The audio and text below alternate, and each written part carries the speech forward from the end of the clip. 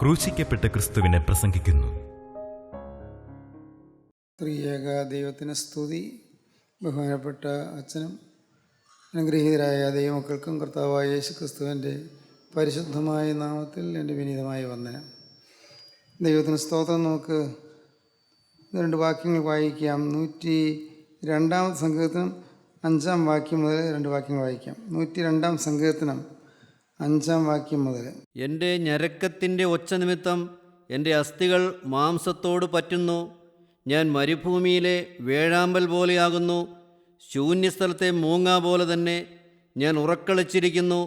വീട്ടിൻ മുകളിൽ തനിച്ചിരിക്കുന്ന കുരുകിൽ പോലെയാകുന്നു. തനിച്ചിരിക്കുന്ന അവസ്ഥ, ഏകാഗിയായ അവസ്ഥ. എൻ്റെ ഹൃദയം അരിഞ്ഞ പുല്ലുപോലെ ഉണങ്ങിയിരിക്കുന്നു. ഞാൻ ഭക്ഷണം കഴിപ്പാൻ മറന്നു പോകുന്നു. എൻ്റെ ഞരക്കത്തിൻ്റെ ഒച്ച നിമിത്തം എൻ്റെ അസ്ഥികൾ മാംസത്തോട് പറ്റുന്നു. ഞാൻ മരുഭൂമിയിലെ വേഴാമ്പൽ പോലെയാകുന്നു. ശൂന്യസ്ഥലത്തെ മൂങ്ങ പോലെ തന്നെ ഞാൻ ഉറക്കളച്ചിരിക്കുന്നു. വീട്ടിൻ മുകളിൽ തനിച്ചിരിക്കുന്ന കുരുകിൽ പോലെയാകുന്നു. 25 സങ്കീർത്തനം 16, 17 വാക്യങ്ങൾ നമുക്ക് വായിക്കാം. എങ്കലേക്ക് തിരിഞ്ഞ് എന്നോട് കരുണയുണ്ടാകണമേ. ഞാൻ ഏകാകിയും അരിഷ്ടനുമാകുന്നു. എനിക്ക് മനപ്പീഡകൾ വർദ്ധിച്ചിരിക്കുന്നു. എൻ്റെ സങ്കടങ്ങളിൽ നിന്ന് എന്നെ വിടുവിക്കണമേ. ഞാൻ ഏകാഗിയാണ്, ഞാൻ അരിഷ്ടാവസ്ഥയിലാണ്. ഞാൻ ഏകാഗിയാണ്, ഞാൻ ദുഃഖാവസ്ഥയിലാണ്. ഞാൻ ഏകാഗിയും അരിഷ്ടനുമാകുന്നു. എനിക്ക് മനപ്പീഡകൾ വർദ്ധിച്ചിരിക്കുന്നു. ഏകാഗി, ഏകാന്തത. ഇന്ന് ഈ വചനത്തിൽ നിന്ന് നിങ്ങളോട് പറയുവാൻ ഞാൻ ആഗ്രഹിക്കുന്നത് ഏകാന്തത എന്ന വിഷയത്തെക്കുറിച്ചാണ്. ഏകാന്തത അത് നിങ്ങളിൽ പലരും അനുഭവിക്കുന്നൊരു കാര്യമായിരിക്കും. ഏകാന്തത, വീട്ടിൽ നിന്ന് ദൂരെ പോയി പാർക്കുന്ന, പഠിക്കാൻ പോയി വിദേശത്ത് പോയി പാർക്കുന്ന കുട്ടികൾ അവർ ഏകാന്തത അനുഭവിക്കുന്നുണ്ട്. ദൂരെ ഹോസ്റ്റലിൽ താമസിക്കുമ്പോൾ അവരുടെ അപ്പനും അമ്മയും കൂടെയില്ല, സഹോദരങ്ങൾ കൂടെയില്ല. വീട്ടിൽ കളിച്ച് ഓടി രസിച്ച് നടന്ന ആ കാലങ്ങൾ തീർന്നു. ഇപ്പോൾ ഏകാഗിയായി കഴിയുകയാണ്. ഏകാന്തതയാണ്. വീട്ടിന് മുകളിൽ തനിച്ചിരിക്കുന്ന കുരുകിൽ പോലെയായിരിക്കുകയാണ് ഏകാന്തത. അല്ല മറിച്ച് ഭാര്യ മരിച്ചുപോയി, അല്ലെങ്കിൽ അപ്പൻ മരിച്ചുപോയി, അമ്മ മരിച്ചുപോയി, ഇങ്ങനെ ഏതെങ്കിലും തരത്തിൽ ഏറ്റവും പ്രിയപ്പെട്ടവരെ ഈ ഭൂമിയിൽ നിന്ന് വിട്ടുപോയി എന്നുള്ളതിൽ ഏകാന്തത അനുഭവിക്കുന്ന ആളുകൾ ധാരാളമുണ്ട്. ഏകാന്തത എന്താണ്? ഏകാന്തത നിങ്ങൾക്ക് മനസ്സിലാകും. ഏറ്റവും പ്രിയപ്പെട്ടവർ മാറിപ്പോയാൽ തീർച്ചയായിട്ടും ഏകാന്തതയുണ്ട്. വീടിൻ്റെ വിളക്കായിരുന്നയാൾ മരിച്ചു പോയാൽ ഏകാന്തതയുണ്ട്. ഞാൻ ഒറ്റപ്പെട്ടു പോയല്ലോ എന്നുള്ളതായ സങ്കടമുണ്ട്. വിവാഹം കഴിഞ്ഞ് അധികം കഴിയുന്നതിന് മുമ്പ് തന്നെ ഭാര്യ മരിച്ചു പോയാൽ ആ ഏകാന്തത അസഹ്യമാണ്. ഭർത്താവ് മരിച്ചു പോയാൽ അതുപോലെ തന്നെ. ഏറ്റവും പ്രിയപ്പെട്ട കുഞ്ഞുങ്ങൾ കടന്നു പോയാൽ അതുപോലെ തന്നെ ഏകാന്തത, ഏകാന്തതയുടെ ദുഃഖം. ഞാൻ ഏകാഗിയും അരിഷ്ടനുമാകുന്നു. എനിക്ക് മനപ്പീഡകൾ വർദ്ധിച്ചിരിക്കുന്നു. സംഗീതക്കാരനായ ദാവീദ് പറയുകയാണ്, എനിക്ക് മനപ്പീഡകൾ വർദ്ധിച്ചിരിക്കുന്നു, മനോദുഃഖങ്ങൾ വർദ്ധിച്ചിരിക്കുന്നു, മനസ്സ് ദുഃഖിതമായിരിക്കുന്നു, എനിക്ക് ഉറങ്ങാൻ പറ്റുന്നില്ല. വീട്ടിന് മുകളിൽ തനിച്ചിരിക്കുന്ന കുരുകിൽ പോലെ ഞാനിങ്ങനെ ഉറക്കളച്ചിരിക്കുകയാണ്. 102 സങ്കീർത്തനത്തിൽ പറയുന്നത്, ഞാൻ മരുഭൂമിയിലെ വേഴാമ്പൽ പോലെയാകുന്നു. ശൂന്യസ്ഥലത്ത് മൂങ്ങ പോലെ തന്നെ ഞാൻ ഉറക്കളച്ചിരിക്കുന്നു. വീട്ടിന് മുകളിൽ തനിച്ചിരിക്കുന്ന കുരുകിൽ പോലെയാകുന്നു. വീട്ടിന് മുകളിൽ തനിച്ചിരിക്കുന്ന കുരുകിൽ പക്ഷിയെ പോലെ ഏകാഗിയായിരുന്ന് കരയുകയാണ്. അനേകം കുടുംബങ്ങൾ കരച്ചിൽ കൊണ്ട് വീർപ്പുമുട്ടിയ കുടുംബങ്ങളുണ്ട്. ശോകാർദ്രമായ അനുഭവത്തിൽ, ദുഃഖകരമായ അനുഭവത്തിൽ കഴിയുന്ന കുടുംബങ്ങളുണ്ട്. അനേകം കുടുംബങ്ങൾ, അനേകം വ്യക്തികൾ ഏകാന്തത ദുഃഖം അനുഭവിക്കുന്നവരാണ്. നിങ്ങൾ കേട്ടിട്ടുണ്ടാകും ഇംഗ്ലണ്ടിലെ വിക്ടോറിയ മഹാരാജ്ഞിയെക്കുറിച്ച്. വിക്ടോറിയ മഹാരാജ്ഞി ആ പേരുകൊണ്ട് തന്നെ ജയാളിയായിരുന്നു. വിക്ടറി, ജയശാലിയായിരുന്നു. വളരെ സാമർഥ്യമുള്ള, നല്ല ഭരണപാഠവുമുള്ള, നല്ല ശേഷിയുള്ള ഒരു നല്ല ഭരണകർത്താവായിരുന്നു വിക്ടോറിയ മഹാരാജ്ഞി. പക്ഷേ ഒരവസരത്തിൽ മഹാരാജ്ഞിയുടെ ഭർത്താവ് മരിച്ചു കഴിഞ്ഞു. വിക്ടോറിയ മഹാരാജ്ഞി പറഞ്ഞു, I am no more Victoria. ഇനി ഞാൻ വിക്ടോറിയ അല്ല. എൻ്റെ സന്തോഷകാലങ്ങൾ കഴിഞ്ഞുപോയി. I am no more Victoria. ഞാൻ സന്തോഷവതിയല്ല, ഞാൻ ജയശാലിയല്ല, ഞാൻ തോറ്റു. എൻ്റെ ജീവിതത്തിൻ്റെ സന്തോഷം പോയി. എൻ്റെ ഏറ്റവും പ്രിയപ്പെട്ടവനെ വിട്ട് പോയി. സങ്കടത്തോടെ ഇരുന്ന് കരയുകയായിരുന്നു. I am no more Victoria. ഞാൻ ഇനി വിക്ടോറിയല്ല, ഞാൻ ജയശാലിയല്ല. ഒരു പ്രസിദ്ധ സിനിമാ താരമാണ് മെർലിൻ മൺട്രോ. നിങ്ങൾ കേട്ട് കാണും. മെർലിൻ മൺട്രോ വളരെ പ്രസിദ്ധിയായ ഒരു സൗന്ദര്യത്തിടമ്പായിരുന്നു മെർലിൻ മൺറോ. കേവലം 22 വയസ്സ് പ്രായമുള്ളപ്പോൾ തന്നെ അവൾ കോടാനുകോടി ഡോളറിൻ്റെ ഉടമയായി തീർന്നു. അത്ര ജനഹൃദയങ്ങളെ കവരുന്ന അഭിനയ പാഠവുമുള്ള ഒരു സിനിമാ താരമായിരുന്നു മെർലിൻ മൺറോ. അവൾ ഒറ്റയ്ക്കാണ് താമസിച്ചത്, കൂടെ ഒരു വേലക്കാരി മാത്രം. പല പ്രഭുകുമാരന്മാരും ധനാഠ്യരും വിദ്യാഭ്യാസമ്പന്നരുമായ ആളുകളിൽ പലരും അവളെ വിവാഹം കഴിക്കാൻ ആഗ്രഹിച്ചു. പക്ഷേ അവൾ ആർക്കും വഴങ്ങിക്കൊടുത്തില്ല. അവൾ വിവാഹത്തിന് തയ്യാറായില്ല. എന്താണോ കാരണം നമുക്ക് അറിഞ്ഞുകൂടാ. അവൾ വിവാഹത്തിന് ഒരുങ്ങിയില്ല. ഒരവസരത്തിൽ അവളുടെ വേലക്കാരിയോട് പറഞ്ഞു, എനിക്കെന്തോ ഒരു അസ്വസ്ഥത, എനിക്കൊരു സുഖമില്ല, എനിക്ക് ഒന്ന് ഉറങ്ങണമെന്നുണ്ട്. ഞാൻ ഉറങ്ങിയിട്ട് എഴുന്നേറ്റില്ലെങ്കിൽ നീ എന്നെ വിളിക്കേണ്ട, ഭക്ഷണം തരേണ്ട, എന്ന് എനിക്ക് ഭക്ഷണം കഴിക്കാൻ തോന്നുന്നില്ല. അവൾ നേരെ പോയി മുകളിലോട്ട് പോയി. അവൾ വാതിലടച്ചു, കുറ്റിയിട്ടു. പിറ്റേ ദിവസം വൈകിട്ടും ഈ പെൺകുട്ടി എഴുന്നേൽക്കുന്നില്ല. Merlin Munro എഴുന്നേൽക്കുന്നില്ല. അപ്പോൾ വേലക്കാരി ചെന്ന് തട്ടി നോക്കി, മറുപടിയില്ല. അവൾക്കെന്തോ സംശയം. ഒരു ശബ്ദവും കേൾക്കുന്നില്ല. അവൾ നല്ലപോലെ ചവിട്ടി നോക്കി, വാതിൽ തുറക്കുന്നില്ല, അകത്ത് ശബ്ദം ചെല്ലുന്നുമില്ല. എന്താണെന്ന് അറിയാൻ പാടില്ല. അടുത്ത ഫ്ലാറ്റിലുള്ളവരെയും മറ്റും വിളിച്ചു. അവർ പോലീസിനെ വിളിച്ചു. വന്നു. വാതിൽ ബലം പ്രയോഗിച്ച് തുറന്നപ്പോൾ കണ്ടത് മെർലിൻ മൺറോ മരിച്ചു കിടക്കുന്നു. താഴെ വെറും നിലത്ത് മരിച്ചു കിടക്കുന്നു. ആ സുന്ദരിയായ സിനിമാ താരം അവളുടെ ശവശരീരത്തിനടുത്ത് എഴുതി വച്ചിരിക്കുന്നു, ഐ എം കമ്മിറ്റിംഗ് സൂയിസൈഡ്, ഞാൻ ആത്മഹത്യ ചെയ്യുകയാണ്. I have no peace in mind, എനിക്ക് മനസ്സിൽ സമാധാനമില്ല. മൈ ലോൺലിനെസ് ഈസ് ഇൻടോളറബിൾ, എൻ്റെ ഏകാന്തത എനിക്ക് അസഹ്യമാണ്. ഐ എം കമ്മിറ്റിംഗ് സൂയിസൈഡ്, ഞാൻ ആത്മഹത്യ ചെയ്യുകയാണ്. എനിക്ക് ഏകാന്തത അസഹ്യമായി തോന്നുന്നു, എനിക്കൊരു സമാധാനമില്ല. I have no peace in mind, my loneliness is intolerable, അസഹ്യമാണ് എന്ന്. അവളത് എഴുതി വെച്ചു. അവൾ മരിച്ചു. പണം സമാധാനം തരുമായിരുന്നെങ്കിൽ അവൾ ആത്മഹത്യ ചെയ്യേണ്ടിയിരുന്നില്ല, സമാധാനം കിട്ടിയില്ല. സൗന്ദര്യം സമാധാനം തരുമായിരുന്നെങ്കിൽ അവൾ ആത്മഹത്യ ചെയ്യേണ്ടിയിരുന്നില്ല, കാരണം സൗന്ദര്യം അവൾക്കുണ്ട്. പ്രതാപവും പേരും പ്രശസ്തിയും സമാധാനം തരുമെങ്കിൽ അതും അവൾക്കൊണ്ട്, അവൾ ആത്മഹത്യ ചെയ്യേണ്ടിയിരുന്നില്ല. പക്ഷേ സമാധാനമില്ല, ഏകാന്തത.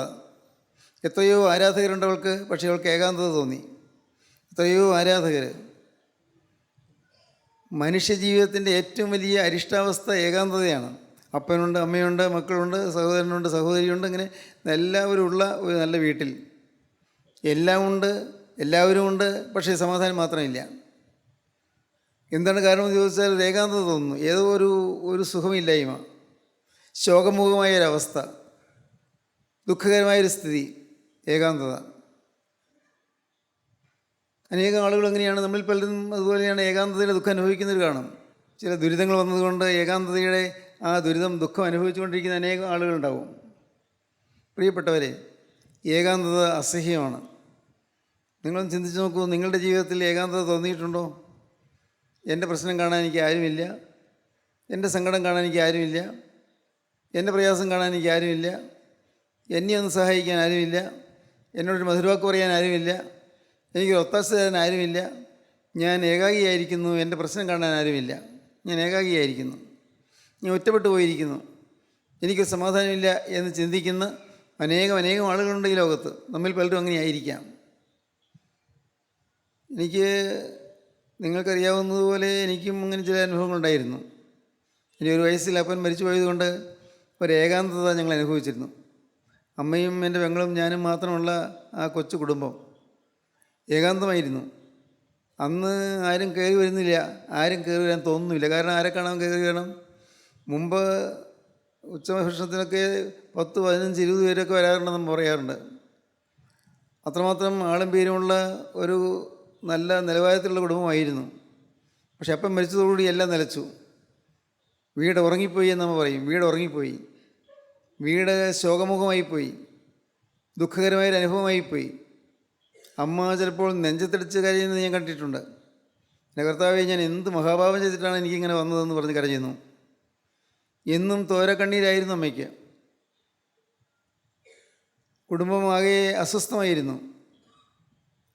വല്ലപ്പോഴും ഒരിക്കൽ ബന്ധത്തിൽപ്പെട്ടവരാരെങ്കിലും ഒന്ന് കയറി വന്നതായി, അതും വളരെ അപൂർവം മാത്രം, വളരെ അപൂർവം. ഞങ്ങൾ 3 പേരും അന്ന് ആ ചെറിയ വീട്ടിൽ ഞങ്ങൾ കഴിഞ്ഞു കൂടുകയായിരുന്നു. വളരെ ദുഃഖകരമായൊരു അനുഭവമായിരുന്നു ഏകാന്തത. ഞാൻ അരിഷ്ടനും ഏകാഗിയുമാകുന്നു, എനിക്ക് മനപ്പീഡകൾ വർദ്ധിച്ചിരിക്കുന്നു. സംഗീതക്കാരൻ പറയുകയാണ്, ദാവീദ് രാജാവാണ്, രാജാവായ ദാവീദാണ് പറയുന്നത്, എനിക്ക് മനപ്പീഡകൾ വർദ്ധിച്ചിരിക്കുന്നു. മനപ്പീഡകൾ എല്ലാം ഉണ്ട്, സൈന്യ സന്നാഹമുണ്ട്, മന്ത്രിപ്രവരന്മാരുണ്ട്, നല്ല സജീവ പ്രമാണിമാരുണ്ട്, ഉന്നതന്മാരായ ആസ്ഥാന മണ്ഡപത്തിലെ പ്രഭുക്കന്മാരുണ്ട്, എല്ലാവരും ഉണ്ട്. പക്ഷേ ദാവീദിന് ഒരു ഏകാന്തത അസഹ്യമായി തോന്നി. ഞാൻ ഏകാഗിയും അരിഷ്ടനുമാകുന്നു, എനിക്ക് മനപ്പീഡകൾ വർദ്ധിച്ചിരിക്കുന്നു. പ്രിയപ്പെട്ടവരെ, ഇന്ന് ഇത് കേട്ടുകൊണ്ടിരിക്കുമ്പോൾ നിങ്ങൾ ചിന്തിക്കൂ, നിങ്ങൾക്ക് ഏതെങ്കിലും കാര്യത്തിൽ ഏകാന്തതയുണ്ടോ? എപ്പോഴെങ്കിലും ഏകാന്തത തോന്നിയിട്ടുണ്ടോ? എന്നെ ഒന്ന് പരിഗണിക്കാൻ ആരെങ്കിലും ഉണ്ടായിരുന്നെങ്കിലും തോന്നിയിട്ടുണ്ടോ? ആരെങ്കിലും ഇന്ന് പരിഗണിച്ചിരുന്നെങ്കിലെന്ന്, എൻ്റെ പ്രയാസം ആരെങ്കിലും ഇന്ന് കണ്ടിരുന്നെങ്കിലെന്ന്, എൻ്റെ ദുരിതം ആരെങ്കിലും ഒന്ന് അറിഞ്ഞിരുന്നെങ്കിലെന്ന്, എന്നോട് നല്ല വാക്കാരെങ്കിലും പറഞ്ഞിരുന്നെങ്കിലെന്ന് അങ്ങനെ പലപ്പോഴും ചിന്തിച്ചിട്ടുണ്ടോ? ഉണ്ട്. ഏകാന്തതയുടെ അസഹ്യത. My loneliness is intolerable. എൻ്റെ ഏകാന്തത അസഹ്യമായിരിക്കുന്നു. ഏകാന്തതയിൽ വീർപ്പുമുട്ടി വലിയുന്ന മനുഷ്യന് ആശ്വാസം തരാൻ യേശുക്രിസ്തു മാത്രമേ കഴിയുകയുള്ളൂ. സത്യമാണിത്. ഞാൻ എൻ്റെ അനുഭവം തന്നെ പറയാം. അങ്ങനെ ഏകാന്തതയുടെ ദുരിതവും ദുഃഖവും ശോകമുഖമായ സാഹചര്യവും എല്ലാം ഉള്ളപ്പോൾ എൻ്റെ ഹൃദയത്തേക്ക് കർത്താവായ യേശുക്രിസ്തു എഴുന്നള്ളി വന്നു. വലിയ അത്ഭുതമായിരുന്നു അത്. നിരാശനായി മനസ്സ് നൊന്ത് ഞാൻ ഞങ്ങളുടെ പള്ളിയിൽ ഇതുപോലൊരു സുവിശേഷ പ്രസംഗം കേൾക്കുകയായിരുന്നു. ഏതോ ഒരു സുവിശേഷൻ പള്ളിയിൽ വരുന്നുണ്ടെന്ന് പറഞ്ഞ് അച്ഛൻ വിളിച്ചു വന്നതനുസരിച്ച് ഞങ്ങൾ ഇടവകയിൽപ്പെട്ട എല്ലാവരും അന്ന് പള്ളിയിൽ പോയിരുന്നു. ഞാനും അമ്മയും പെങ്ങളും ഞങ്ങൾ വീട് പൂട്ടി ഞങ്ങളും പോയി. പള്ളിയകത്തിരിക്കുമ്പോഴെല്ലാം എൻ്റെ മനസ്സ് നിരാശ കൊണ്ടിരിക്കുകയാണ്. കാരണം എന്ത് പ്രസംഗം കേൾക്കാനാണ്? കേട്ടാൽ എന്താ പ്രയോജനം? എനിക്ക് നഷ്ടപ്പെട്ടു പോയ എൻ്റെ അപ്പനെ തിരികെ കിട്ടില്ലല്ലോ, നഷ്ടപ്പെട്ടു പോയ സമാധാനം തിരികെ കിട്ടില്ലല്ലോ. എൻ്റെ പഠിത്തമൊന്നും മുടങ്ങിയിരിക്കുകയാണ്, 10ാം ക്ലാസ് കഴിഞ്ഞ് മുടങ്ങിയിരിക്കുകയാണ്, എനിക്ക് മുടങ്ങിപ്പോയ വിദ്യാഭ്യാസം തിരികെ കിട്ടില്ലല്ലോ. ഇങ്ങനെയെല്ലാമുള്ള ആകുല ചിന്തകളിൽ മനസ്സ് അവശമായി ഞാൻ അവിടെ ഏകാഗിയായിരിക്കുകയായിരുന്നു. പള്ളികൾ നിറയെ ആളുകളുണ്ട്, പക്ഷേ എൻ്റെ ഹൃദയം ഏകാന്തതയിൽ വീർപ്പുമുട്ടുകയായിരുന്നു. എപ്പോഴോ വചനം പറയുന്നയാളുടെ വാക്കുകൾ എൻ്റെ ഹൃദയത്തിൽ തുളച്ചു കയറി. വാളുകൊണ്ട് വെട്ടും പോലെ ഹൃദയത്തിൽ വെട്ടുന്ന ദൈവത്തിൻ്റെ വചനത്തിൻ്റെ ശക്തി എന്നെ വല്ലാതെ കീഴ്പ്പെടുത്തി. ഞാൻ അറിയാതെ പറഞ്ഞു, കർത്താവേ, ഇന്നു മുതൽ ഞാൻ നിൻ്റെ വകയെന്ന്. യേശുവേ, ഇന്നു മുതൽ ഞാൻ നിൻ്റെ സ്വന്തം എന്ന് ഞാൻ പറഞ്ഞു. എന്തെല്ലാമോ എൻ്റെ മനസ്സിൽ കൂടി വന്നു. ഞാൻ ഏങ്ങലിടിച്ച് കരയാൻ തുടങ്ങി. വചനം കേട്ടുകൊണ്ടിരിക്കുമ്പോൾ തന്നെ ഞാൻ കരയുകയായിരുന്നു. ദൈവത്തിന് സ്തോത്രം. അന്ന് യോഗം കഴിഞ്ഞ് ഞങ്ങൾ വീട്ടിൽ വന്ന ശേഷം അത്താഴമെല്ലാം കഴിഞ്ഞ് എൻ്റെ അമ്മയും പെങ്ങളും കിടന്നു, ഞാനും കിടന്നു. പക്ഷേ ഞാൻ എഴുന്നേറ്റിരുന്നു. അമ്മയും പെങ്ങളും ഉറങ്ങിയതിന് ശേഷം ഞാൻ എഴുന്നേറ്റിരുന്നു. ഞാൻ എൻ്റെ ദുഃഖകരമായ സാഹചര്യങ്ങളെല്ലാം ഓർത്ത് ഞാൻ എല്ലാം എണ്ണി പറഞ്ഞ് കർത്താവിനോട് ഉള്ളു തുറന്ന് ഞാൻ സംസാരിച്ചു. രഹസ്യങ്ങൾ കാണുന്ന കർത്താവ് എൻ്റെ പ്രാർത്ഥന കേട്ടു. കർത്താവ് എൻ്റെ ഹൃദയത്തിലേക്ക് എഴുന്നള്ളി വന്ന് ആ സന്തോഷവും സമാധാനവും ഞാൻ അനുഭവിച്ചു. പ്രിയപ്പെട്ടവരെ, നിങ്ങളാരെങ്കിലും ഏകാന്തതയിൽ വലയുന്നവരുണ്ടോ? ഏറ്റവും പ്രിയപ്പെട്ടവർ കടന്നുപോയി എന്നുള്ളത് ദുഃഖത്തോടെ ഇരിക്കുന്നവരുണ്ടോ? എനിക്ക് ആരുമില്ലല്ലോ എന്നോർത്ത് കരയുന്നവരുണ്ടോ? എന്നെ സ്നേഹിപ്പാൻ, എന്നെ കരുതാൻ എനിക്ക് ആരുമില്ലല്ലോ എന്നോർത്ത് സങ്കടപ്പെട്ടിരിക്കുന്നവരുണ്ടോ? പ്രിയപ്പെട്ടവരെ, ഞാൻ ഒന്ന് പറയാം, എൻ്റെ അനുഭവത്തിൽ കൂടി തന്നെ പറയാം. ഒരാളുണ്ട് നിങ്ങളോട് സഹതപിക്കാൻ, നിങ്ങളെ സഹായിക്കാൻ ഒരാളുണ്ട്, നിങ്ങളുടെ വേദന കാണാൻ ഒരാളുണ്ട്, നിങ്ങളുടെ സങ്കടം കാണാൻ ഒരാളുണ്ട്, നിങ്ങളുടെ പ്രശ്നം കാണാൻ ഒരാളുണ്ട്. ആ ആളുടെ കയ്യിൽ നിങ്ങളുടെ പ്രശ്നത്തിലുള്ള പരിഹാരവും ഉണ്ട്. സ്തോത്രം. നിങ്ങളുടെ പ്രശ്നത്തിലുള്ള പരിഹാരം മറ്റാർക്കും തരാൻ സാധിക്കുകയില്ല. കർത്താവായ യേശുക്രിസ്തുവിന് മാത്രമേ നിങ്ങൾക്ക് സമാധാനം തരാൻ കഴിയുകയുള്ളൂ. കർത്താവായ യേശുക്രിസ്തു എനിക്ക് സമാധാനം തന്നു. പിന്നുള്ള ജീവിതം, അന്ന് ക്രിസ്തു എൻ്റെ ഹൃദയത്തിലേക്ക് എഴുന്നള്ളി വന്നതിന് ശേഷമുള്ള ജീവിതം അത്ഭുതങ്ങളുടെ അത്ഭുതമായിരുന്നു. ഞാൻ പലർക്കും ഒരു അത്ഭുതമായിരിക്കുന്നത് സങ്കീർത്തനക്കാരൻ പറയുന്നത് പോലെ പലർക്കും ഒരു അത്ഭുതമായി കർത്താവ് എന്നെ വളർത്തി. കർത്താവ് എന്നെ നയിച്ചു, കർത്താവ് എന്നെ നടത്തി. എൻ്റെ ഹൃദയത്തിൽ വാണരുളുന്ന കർത്താവ് എനിക്ക് ആലോചനകൾ പറഞ്ഞു തന്നുകൊണ്ടിരുന്നു. എനിക്ക് പിന്നീട് പഠിക്കുമ്പോഴെല്ലാം ഓരോ പരീക്ഷയിലും ഉന്നതമായ വിജയം തരാൻ കർത്താവ് കരുണ കാണിച്ചു. ഉയർന്നുയർന്ന് പഠിക്കുന്തോറും എൻ്റെ ജീവിതത്തിൽ സന്തോഷവും സമാധാനവും തീങ്ങി വന്നു. എല്ലാം പിന്നെ സന്തോഷത്തിൻ്റെ കാലങ്ങളായി, സമാധാനത്തിൻ്റെ കാലങ്ങളായി. പ്രിയപ്പെട്ടവരെ, ഏകാന്തതയിൽ നിങ്ങൾ വലയുന്നുണ്ടെങ്കിൽ നിങ്ങൾ ഉടയവനെ വിളിക്കൂ, നിങ്ങൾ യേശുവിനെ വിളിക്കൂ. യേശുവിൻ്റെ അരികത്തേക്ക് വരും. യേശു നിങ്ങളിൽ നിന്ന് മാറി നിൽക്കുന്നവനല്ല, യേശു നിങ്ങളെ സ്നേഹിക്കുന്നവനാണ്. വ്യക്തിപരമായി യേശു നിങ്ങളെ അറിയുന്നു. നിങ്ങൾ അമ്മയുടെ ഗർഭപാത്രത്തിൽ ഉരുവാകുമ്പോൾ യേശു നിങ്ങളെ കണ്ടുകൊണ്ടിരുന്നു. നിങ്ങൾക്ക് മനസ്സിലാവുകയില്ല. എനിക്കും മനസ്സിലാവുകയില്ല. അമ്മയുടെ ഗർഭത്തിൽ ഉരുവാകുന്നതിന് മുമ്പ് തന്നെ നിങ്ങളെ കാലങ്ങൾക്ക് മുൻപ്, യുഗങ്ങൾക്ക് മുമ്പ് അങ്ങ് കാലാതീത കാലത്ത് കരുണയുള്ള ദൈവം കണ്ടിരുന്നു. ആ ദൈവം കാലത്തിൻ്റെ പ്രത്യേക നിമിഷം നിങ്ങൾ അമ്മയുടെ ഗർഭത്തിൽ ഉരുവാകുവാൻ ദൈവം തിരുമനസ്സായി. നിങ്ങൾ ഭൂമിയിൽ പിറന്നു. ആ അമ്മയുടെ ഗർഭത്തിലിരിക്കുമ്പോൾ തന്നെ ദൈവം നിങ്ങളെ തിരഞ്ഞെടുത്തു. അമ്മയുടെ ഗർഭത്തിലിരിക്കുമ്പോൾ തന്നെ ദൈവം നിങ്ങളെ പേർചൊല്ലി വിളിച്ചു. അമ്മയുടെ ഗർഭത്തിലിരിക്കുമ്പോൾ തന്നെ നിങ്ങളുടെ പേര് അവൻ കൽപ്പിച്ചുളവാക്കി. ദൈവത്തിന് സ്തോത്രം. ഇതൊന്നും മനസ്സിലാകുന്ന കാര്യങ്ങളല്ല, മനുഷ്യൻ മനസ്സിലാവുകയില്ല. എന്നാൽ സത്യം ഞാൻ അനുഭവിക്കുന്നു, ഞാനതറിയുന്നു. ഇന്ന് കരുണയുള്ള കർത്താവ് നമ്മെ കണ്ടുകൊണ്ടിരിക്കുന്നു. യേശുക്രിസ്തു നിങ്ങളെല്ലാവരെയും സ്നേഹിക്കുന്നു. നിങ്ങൾ പറയും, സാറേ യേശുക്രിസ്തുവിനെ സ്നേഹിക്കുന്നെങ്കിൽ എനിക്കെന്താണ് ഈ മഹാവ്യാധി വന്നത്? എൻ്റെ കുടുംബത്തിൽ എന്താണ് ഈ മഹാദോഷം വന്നത്? വലിയ കടം വന്നു കയറിയത് എന്താണ്? വലിയ നാശവും നഷ്ടവും വന്നത് എന്തുകൊണ്ടാണ്? യേശുക്രിസ്തു സ്നേഹിക്കുന്നുണ്ടെങ്കിൽ ഇതെല്ലാം വരുന്നത് എന്തുകൊണ്ടാണ്? ഒരുപക്ഷേ നിങ്ങളുടെ ഹൃദയത്തിൽ ചോദ്യങ്ങൾ വരുന്നുണ്ടാകും. അങ്ങനെ ഞാൻ നിന്നോട് പറയട്ടെ, യേശുക്രിസ്തു നിന്നെ സ്നേഹിക്കുന്നു. നിനക്ക് കടമുണ്ടെങ്കിലും, നിനക്ക് രോഗമുണ്ടെങ്കിലും, നിനക്ക് ആപത്തുകളുണ്ടെങ്കിലും, നിനക്ക് അനർത്ഥങ്ങളുണ്ടെങ്കിലും, അത്യാഹിതങ്ങളുണ്ടെങ്കിലും, എന്തെല്ലാം പോരായ്മകൾ നിനക്കുണ്ടെങ്കിലും യേശുക്രിസ്തുവിൻ്റെ വ്യക്തിപരമായി അറിയുന്നു. യേശുക്രിസ്തുവിനെ സ്നേഹിക്കുന്നു. സ്തോത്രം. നിങ്ങൾ കേട്ടിട്ടുണ്ടോ ക്രിസ്തുങ്ങളെ പേർ ചൊല്ലി വിളിക്കുന്നത്? ഉണ്ടാവില്ല, നിങ്ങൾ പലർക്കും ഉണ്ടാവില്ല.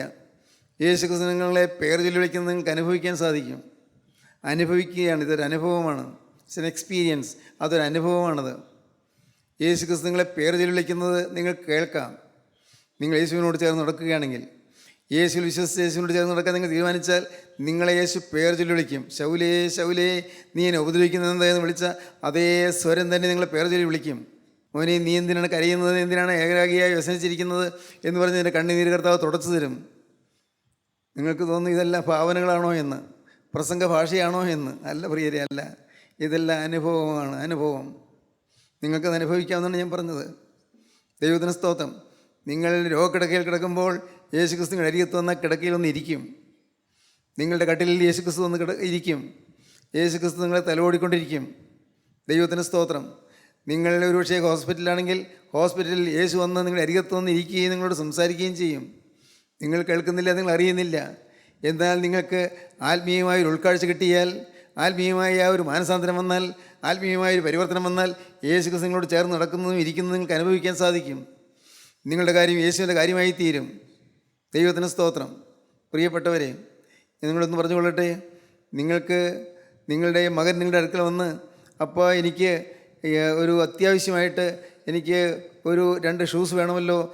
ഷൂസ് ഇപ്പോൾ കോളേജിൽ പോകുന്ന ഷൂസ് തേഞ്ഞു പോയി, അല്ലെങ്കിൽ സ്കൂളിൽ പോകുന്ന ഷൂസ് തേഞ്ഞു പോയിരിക്കുന്നു, അത് പഴകിയിരിക്കുന്നു, എനിക്ക് 2 ഷൂസ് വേണമല്ലോ എന്ന് പറഞ്ഞാൽ മോനെ ഇപ്പോൾ രൂപയില്ല എന്നപ്പൻ പറയുകയില്ല. അപ്പനറിയാതെ നിങ്ങളുടെ ആവശ്യമാണ് എന്ന്. അപ്പം നിങ്ങൾ എന്ത് ചെയ്യും? നിങ്ങൾ മോന് അത് വാങ്ങിച്ചു കൊടുക്കും. ഒരുപക്ഷെ കയ്യിൽ പൈസ ഇല്ലെങ്കിലും കടം മേടിച്ചാണെങ്കിലും മോനെ അത് സാധിച്ചു കൊടുക്കും. മോൾക്ക് ഒരു കൂട്ടം വസ്ത്രം വേണം, അത് അപ്പൻ മേടിച്ചു തരും, ചോദിക്കുമ്പോൾ തരും.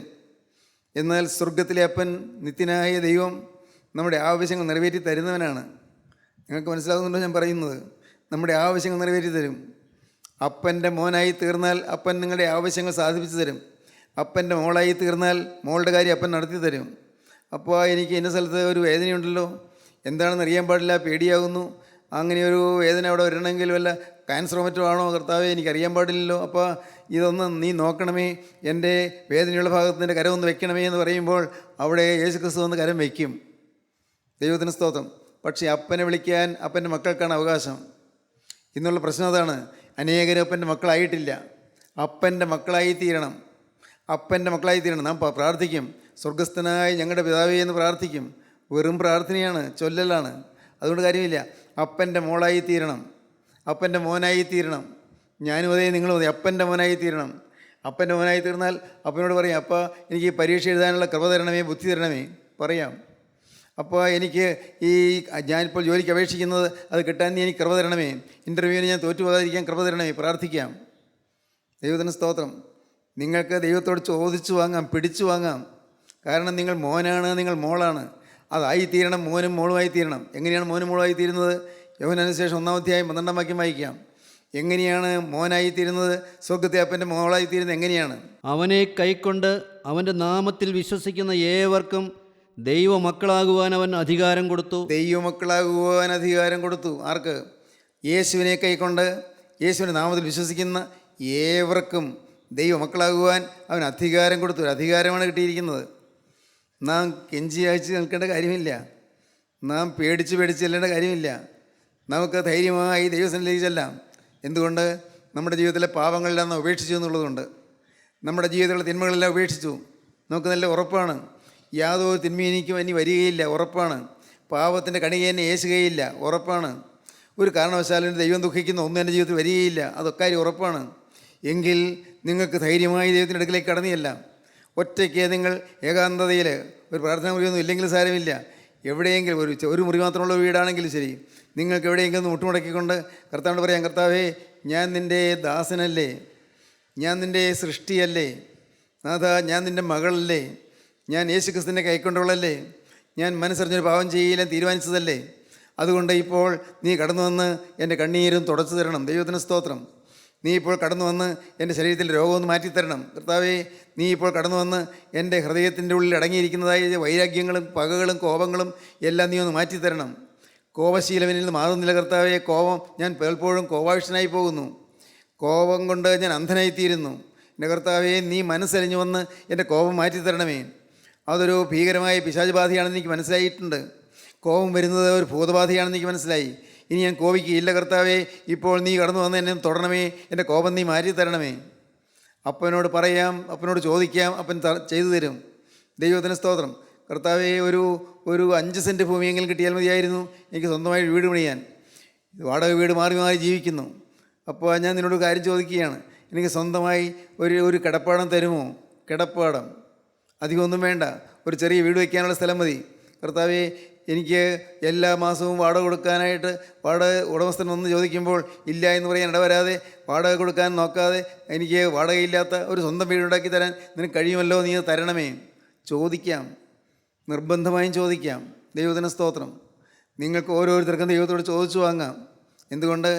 അവനെ കൈക്കൊണ്ട് അവൻ്റെ നാമത്തിൽ വിശ്വസിക്കുന്ന ഏവർക്കും ദൈവമക്കളാകുവാൻ അധികാരം കൊടുത്തു. അധികാരം കിട്ടിയിരിക്കുകയാണ്. ദൈവത്തിൻ്റെ മകനാകാൻ അധികാരം കിട്ടിയിരിക്കുകയാണ്.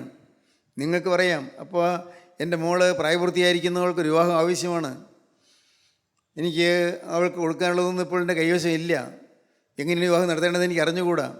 പക്ഷേ ഒരു നല്ല വിവാഹാലോചന വരണമേ, ഒരു സൽസ്വഭാവിയായ ഒരു ചെറുപ്പക്കാരൻ എൻ്റെ മോൾക്ക് വരണമേ. അതിന് നിൻ്റെ കരം വ്യാപരിക്കണമേ, കരം പ്രവർത്തിക്കണമേ. പ്രാർത്ഥിക്കാം. ദൈവത്തിന് സ്തോത്രം.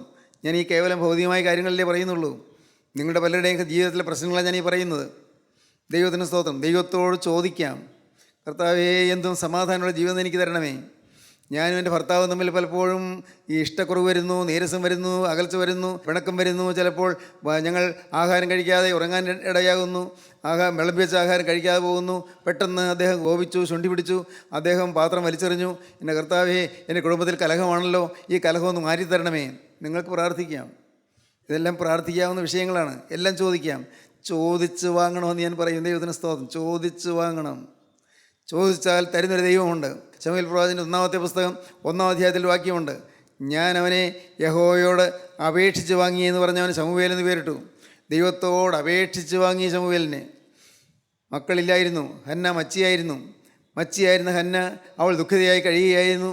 അവൾ പറയുകയാണ്, ഞാൻ മച്ചിയാണ്, മക്കളുണ്ടാവുകയില്ല, അത് ഉറപ്പാണ്. എന്നാൽ എനിക്കൊരു മകനെ ദൈവത്തോട് അപേക്ഷിച്ച് വാങ്ങി.